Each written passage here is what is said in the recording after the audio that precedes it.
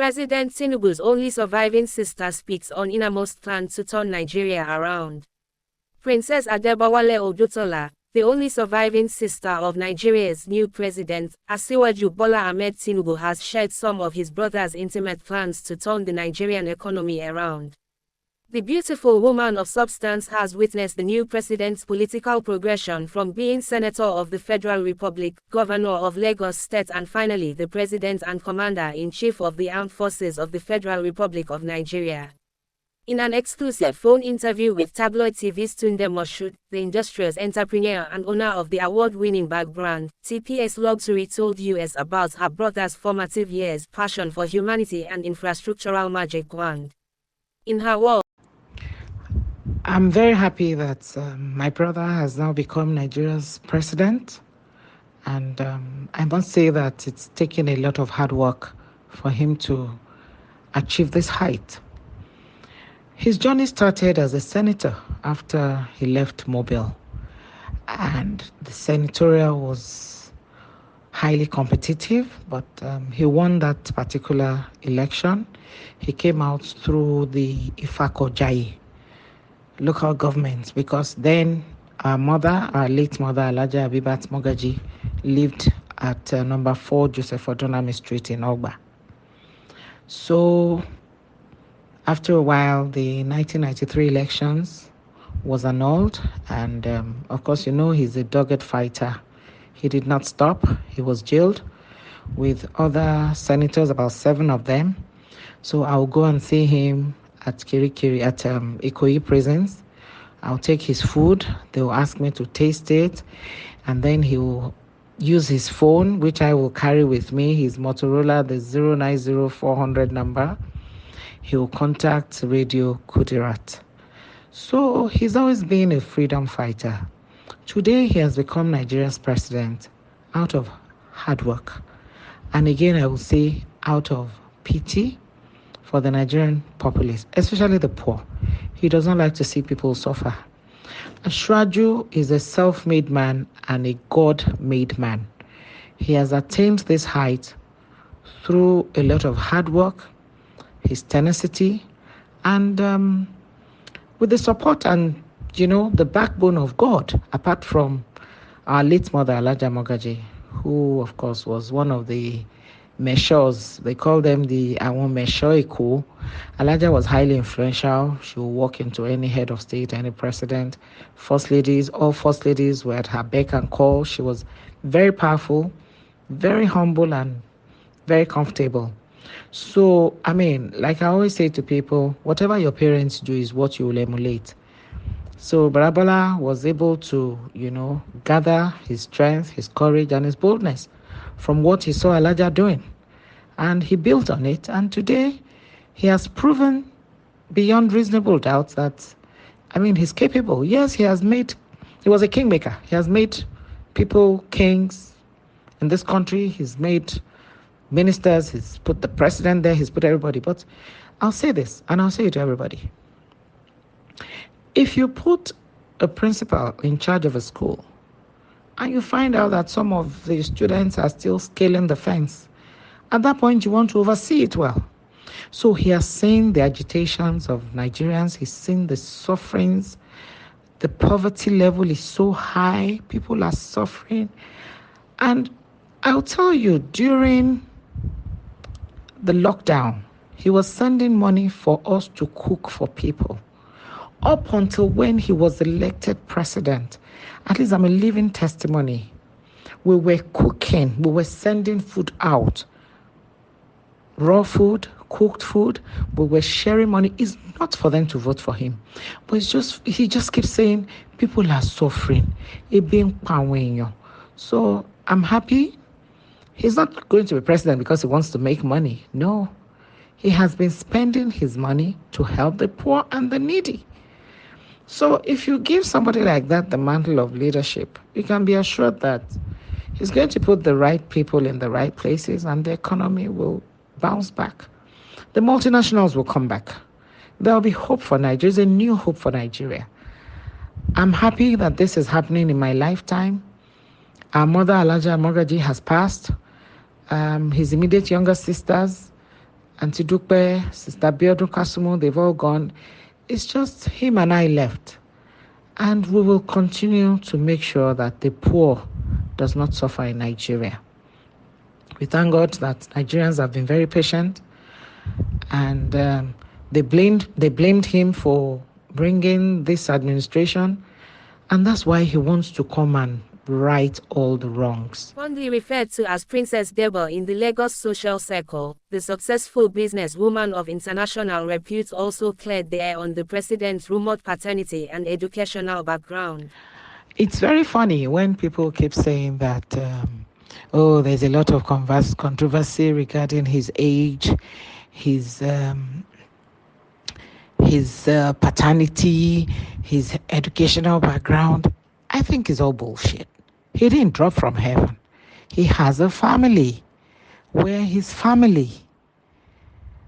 And because, I wish all this came up when Elijah was alive. And I want to see who exactly will face her. He has a root. He has a family. I just said to you that Elijah had a home where we all used to come. He would come after work from Mobile. He will come there. If he goes to America, he will come home. His wife, the children, even when they were in exile, they were always calling the landline, the 96 number. So if we're not family, how will he call us? And I'm supporting this with pictures. Okay, so everybody has been trying to reach me to say, oh, is it true? Is your brother? Is it true? Your sister? We thought they said, are you telling me we're from Cotonou? No, we're Nigerians. He's not from Cotonou and he's not from anywhere. He's a Lagosian. Omoikoni. But let's put that aside. Let's bring out the human aspect of the man, Asiwaju Bola Ahmed Tinubu. He's extremely magnanimous. He's somebody that takes pain to please people. He's a man that when you walk into him crying, you come out smiling. So he's a very selfless man, selfless, human, extremely kind, very intelligent. Let me tell you something. To work is not until you carry cement. He doesn't need to even do anything as a president but to put the right people there. The right pegs in the right hole. Tested and trusted. He's done it in Lagos State.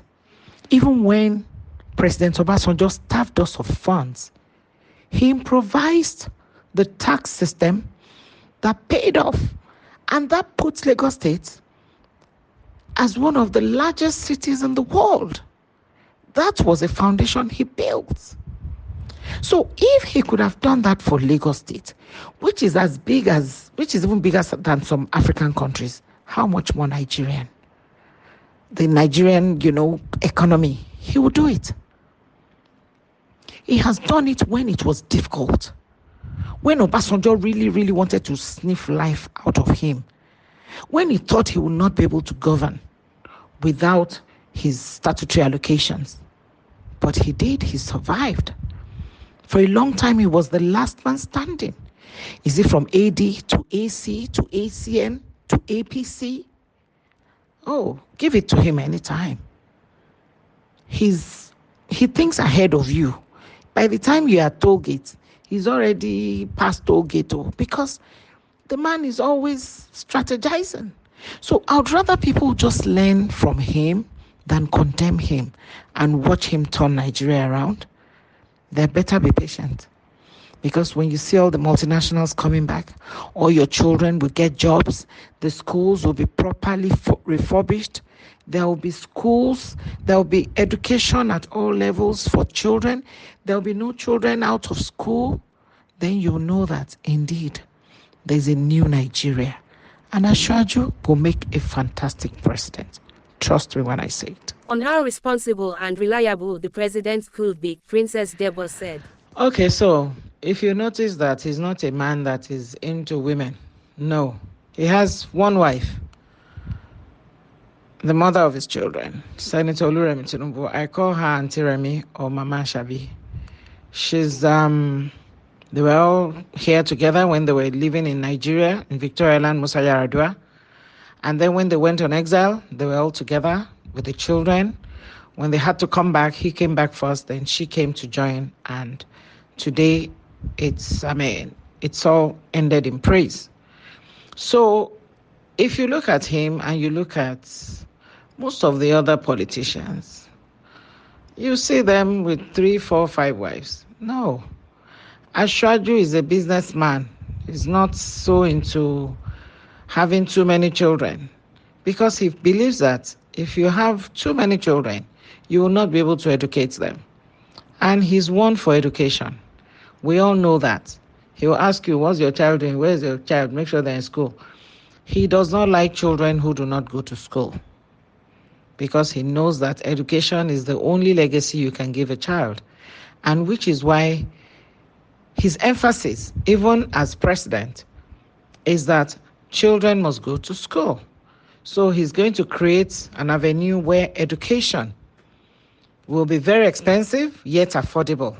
So you'll find that most of us that are taking children outside, it will be a conducive environment. We're still going to tackle security, which is also paramount on his mind. And God willing, by the time they release the names of the ministers, you'll see that a lot will be done.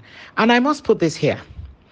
When he was governor, the wife had a foundation called the New Era Foundation. And I'll tell it that foundation was one of the foundations that I believed so much in because she gave hope to a lot of children. So you can now see what they will now do at the federal level if they could achieve that much at the state level. So let's just, support them with prayers, support them with an open mind. Let's keep the flag of Nigeria, the green and white flag, flying. Let's look into building a new Nigeria. And it's a country where God has blessed us. He has really blessed us. We have a lot of brilliant and intelligent people in Nigeria. And one of them is this new president that God has given us.